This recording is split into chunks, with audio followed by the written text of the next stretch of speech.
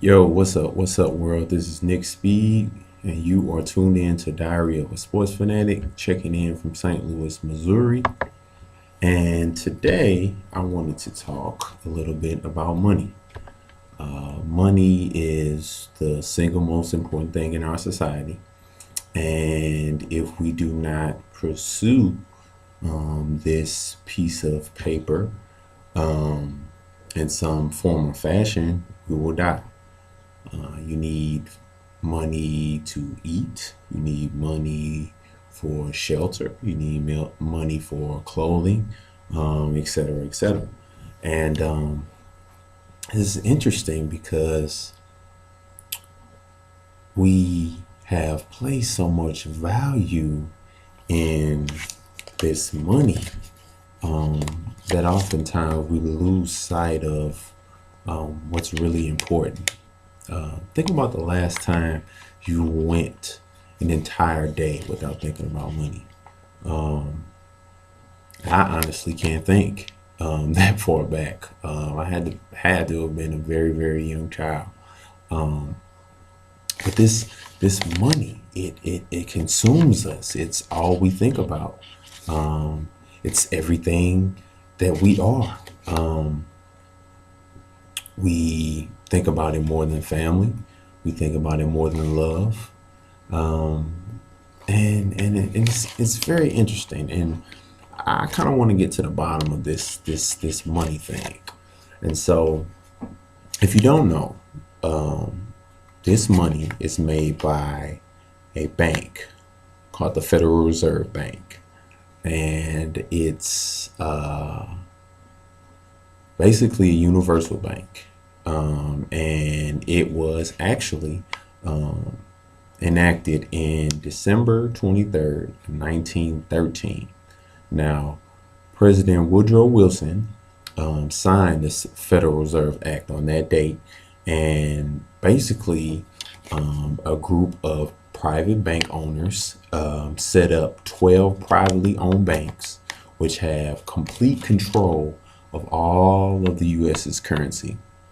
And keeping in mind that they don't have any restrictions. The government doesn't have any authority over the Federal Reserve whatsoever. An extreme case, for example, if the Federal Reserve were to say we're running low on money, every bank under our system was now charged 95% interest on a loan.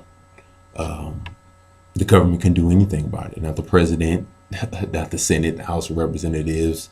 They couldn't pass a law or anything like that because this entity operates outside of the U.S. government, which is interesting. And after Woodrow Wilson signed this Federal Reserve Act, he regretted it deeply. And this is a quote after he signed this act, recently after. I am a most unhappy man. I have unwittingly ruined my country.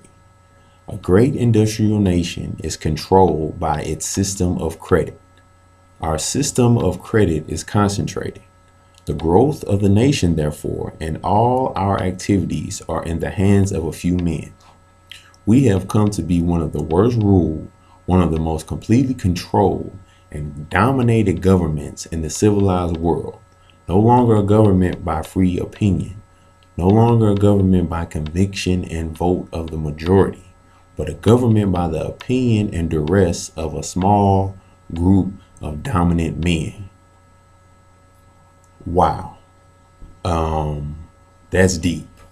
And so then I started to think, it's a lot of interesting things on U.S. currency. Particularly what interests me is the Latin words that are on the back. I wasn't familiar of what these words meant, so I looked them up. If you see in the under the pyramid, they have the Roman numeral for 1776, which is America's independence from Britain. There's also the Latin phrase, I believe it's annuit copetus, which means he, God, favors our undertaking. And that's kind of interesting because that's saying God approves of this money and this bank and this system that they're running. Really interesting because I've done some research, and as of 2012, the average CEO makes 354 times the average worker while working 1,000 hours per year less than the average worker. Now, I'm not a mathematician, but that really doesn't sound like something that's fair to me. I don't know. Maybe I'm wrong. Maybe I'm wrong. Okay, but anyway, moving on. There's also the eagle on this side, and it has a banner coming around its mouth, and it says Novius Ordo Seclorum, which means the new order of ages, which is in references to the new American era, which was set forth after the passing of the Federal Reserve Act. And under the eagle, it has interesting, it has the arrows, which signify war. They also have olive branches, which signify peace. And that's also interesting because every year since the American Revolution, the U.S. military has been involved in some type of operation in some form or fashion. And when you think about it, it's like, okay, well, where's the peace? But anyway, that's another topic for another day. Okay, but the most thing that I found interesting is the "in God we trust." And when I think about that, I think, what God were they referring to? Do you really want to know what God they're referring to?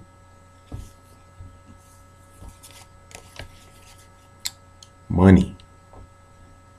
The Federal Reserve Bank has essentially created a God out of thin air, out of this piece of paper. Think about it. Is everything that we think about, every move that we make is some form or fashion motivated by this. And what am I trying to get at? What's your point, Nick, for bringing all of this up? My point is that there are so many other things that are more important than money. We have become conditioned to focus on money. And as we well may know, money doesn't bring happiness. Money doesn't equal happiness. There are plenty of rich folks that got plenty of money that are miserable.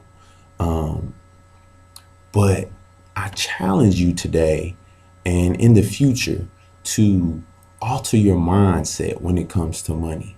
Instead of thinking about money, think about love. Think about how you can help someone else. Stop being selfish and be grateful. Be grateful that you woke up this morning, because there's someone somewhere in this earth that didn't get that opportunity.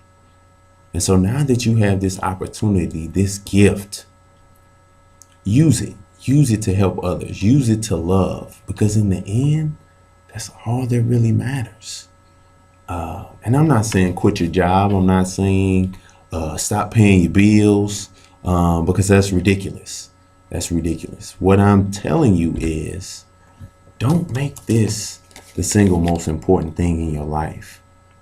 You want to know why? Because if I were to, let's say, drop you off in a secluded part of the world, I'm talking about a small island with no inhabitants, just you in the jungle, and I gave you $10 billion, straight cash, 10 billion, and said, okay, I'll see you later. You would die. You would die, because it doesn't mean anything. It's a piece of paper. You can't eat it. It doesn't mean anything. So with that being said, like I said, man, just take a time out and meditate. Take a time out and be grateful. Take a time out and love and see how much better your life will be. Um, I think that's about it for today. I don't want to talk your heads off. I'm going kind of long. But signing out once again till we meet again. You can check me out on Facebook, Twitter, Instagram, all of that good stuff. Diary of a Sports Fanatic.wordpress.com. Peace.